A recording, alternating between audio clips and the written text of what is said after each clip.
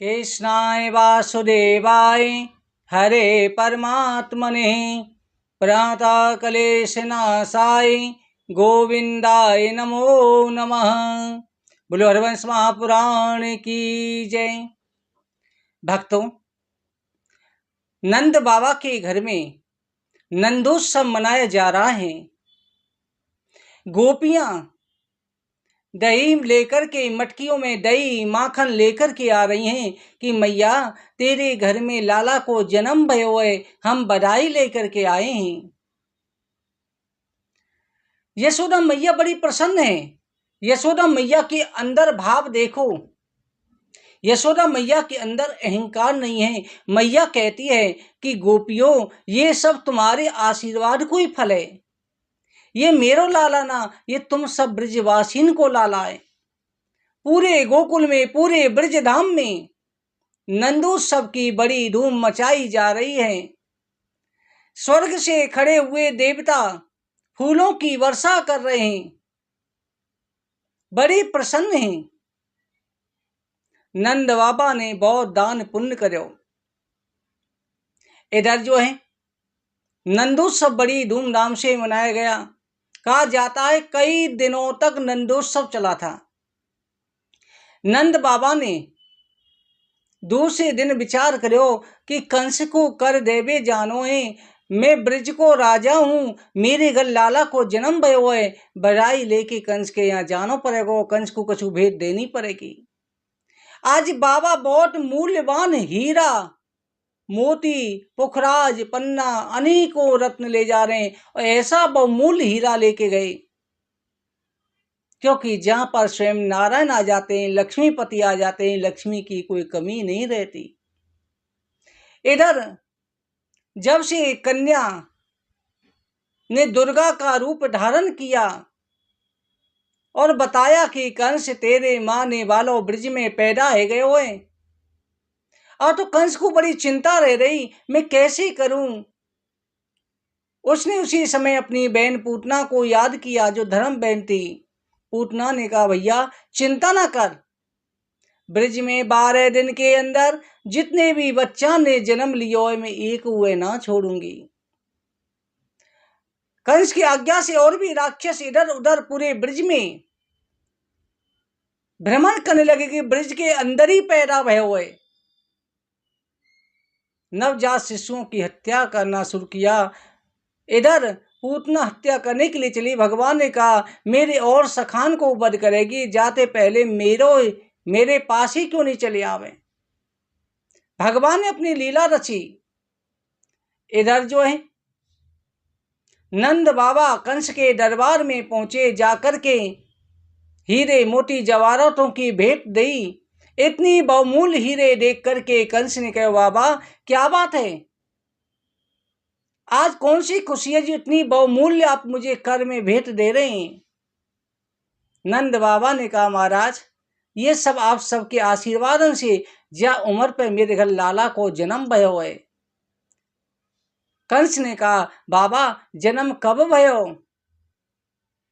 बाबा बता रहे हैं भादों के महीना कृष्ण पक्ष अष्टमी तिथि रात्रि को 12 बजे भयो। अब तो कंस के मन में विचार आ गया, कंस समझ गया जरूर ये वही है। उसने पूतना को इशारा दे दिया चली जा। परंतु प्रत्यक्ष में कुछ नहीं होने दिया। प्रत्यक्ष में कंस कह रहे हो बाबा मेरा आशीर्वाद है तुम्हारे लाला के शत्रुन को नाश है जाए। मेरे कन्हैया ऐसे ही जिनको शत्रु भी आशीर्वाद देवे, शत्रु भी जिनको नाम जप जप के सीधे बैकुंठ को चले जावे हैं। बाबा तेरे लाला के शत्रुन को नाश है जाए ये कहो। का बाबा आज रात को यहीं विश्राम करो। बाबा जो है वहाँ रुके, वसुदेव जी से मिले। वसुदेव जी ने कहा कि बाबा तुम्हारे घर जा उम्र पे लाला को जन्म भयो, बहुत बहुत बधाई हो। नंद बाबा ने कहा वसुदेव जी आप मेरे मित्र हैं, आप रोहिणी की चिंता नहीं करें, आपके घर भी एक बालक ने जन्म लिया है, बलराम बालक ने जन्म लिया है और मुझे बहुत दुख भयो बहन देवकी के पुत्रन पूजा कंस ने वध कर दियो। इधर जो है नंद बाबा रात्रि काल या विश्राम कर रहे हैं। इधर जो है पूतना जहरों में स्तनों में विष लगा करके ब्रज में पहुंची। नंदोत्सव इधर चल रहा था, दिनों रात चल रहा था। सीधी नंद बाबा के भवन की तरफ चल रही। देखा सभी ब्रजवासी मटकियों में दही लेकर के, कोई माखन लेकर के जा रहे हैं। ब्रज में बड़ी धूमधाम हो रही है। पूछा कि किस बात की खुशी है। सबने बताया हमारे ब्रजराज के घर में लाला को जन्म भयो है। अब तो पूतना वहीं चल दी। 16 वर्ष की स्त्री का रूप धारण किया हुआ है। ऐसा सुंदर रूप बनाया मानो स्वयं लक्ष्मी आ रही हो। हाथ में कमल इठलाते हुए जा रही है, बल खाते हुए। सभी ब्रजवासी स्तंभ हो गए कि मानो साक्षात लक्ष्मी जी अपने स्वामी के दर्शन करने आई हूं। किसी की रोकने की हिम्मत नहीं हुई। सब टकटकी लगा के देख रहे हैं ये कौन है। पूतना सीधी महलों के अंदर चली गई। जाकर के यशोदा मैया को प्रणाम करे। यशोदा मैया ने कहा, यशोदा मैया बोली कि देवी तुम कौन हो। पूतना जाके चौकी पर बैठ गई। यशोदा मैया ने पूजन करो कि सभी स्वागतन को यशोदा मैया सबको पूजन कर रही। यशोदा मैया ने कहा देवी तुम कौन हो। पूतना कहती है कि मथुरा की एक ब्राह्मणी हूँ। मेरे पति ब्राह्मण को जो है उनकी कृपा, भगवान की कृपा से बहुत शक्तियां प्राप्त हैं और मैंने पति की सेवा करके वरदान प्राप्त करें। 2 वरदान है। एक तो मैं किसी को आशीर्वाद दूँ तो वो आशीर्वाद से अखंड सौभाग्यशाली है जा वह, दीर्घायु है वह। मैं तुम्हारे लाला को आशीर्वाद दे रही हूं। यशोदा मैया बड़ी प्रसन्न हुई क्योंकि माता बहनें बहुत जल्दी विश्वास कर लेती हैं। पूतना ने कहा कि दूसरा आशीर्वाद है कि जिस बच्चा को मैं अगर दूध पिला दूँ वो कभी बीमार ना है वह कोई अकाल मृत्यु वह नहीं हो वह, वो अजर अमर हो जा वह, चिरंजीवी है वह और हमेशा जवान बना रहेगा। यशोदा मैया ने कहा कि हमारे लाला को आशीर्वाद दे दो। पूतना गोदी में लेकर के दूध पिलाने लगी। भगवान ने उस समय आंखें बंद कर ली। पूतना को देख के आंखें बंद कर ली। पहला कारण है, रसिक कहते हैं ये मुझे दूध पिलाने आई है और ये विष लगा के आई है। ये दूध पिलाने वाली माँ हो जाती है और माता का वध करने में मुझे संकोच न हो। कोई कहता है नहीं, भगवान ध्यान कर रहे हैं अपने मित्र भोलेनाथ का। कह रहे हैं कि ब्रिज में मैं आया माखन मिश्री खाने, पर कहाँ शुरुआत में मुझे विष पीने को मिल रहा है। इसलिए हे भोलेनाथ आप सर्व देवादिदेव हैं। सबसे पहली वस्तु आपको अर्पण कर रहा हूं। आप आइए विष को ग्रहण कीजिए और विष आप ग्रहण कर लो। दूध दूध मेरे लिए छोड़ दो। तीसरा भाव कहता है, रसिक जन कहता है नहीं, भगवान उसके पिछले जन्मों का कर्म का लेखा जोखा जोक देख रहे हैं। पिछले जन्म में ये राजा बलि की पुत्री रत्नावली थी।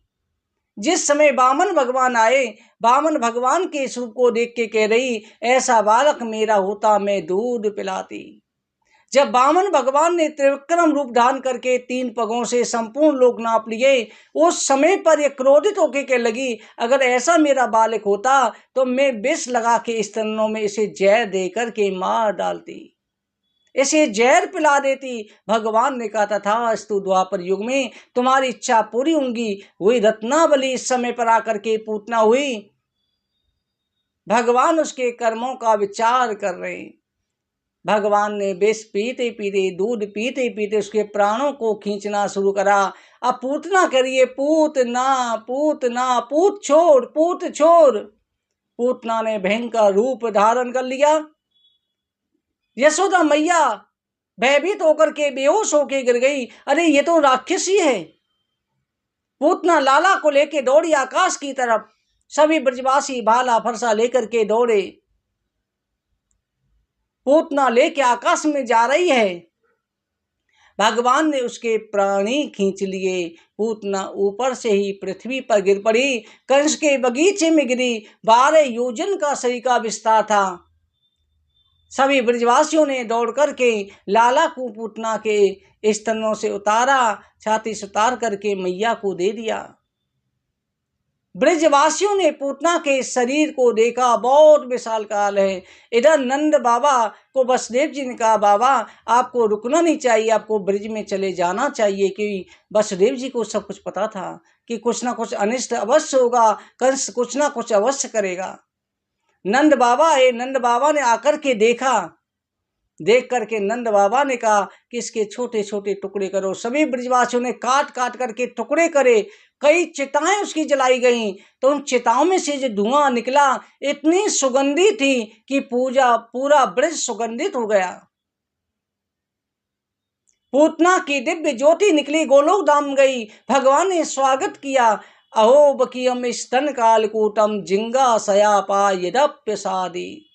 जो माता को गति होनी चाहिए वो गति, माता की गति पूतना को प्रदान करी। पूतना भगवान के गोलोक धाम में चली गई। यशोदा माता की जो गति होनी थी वो गति पूतना को भी दी।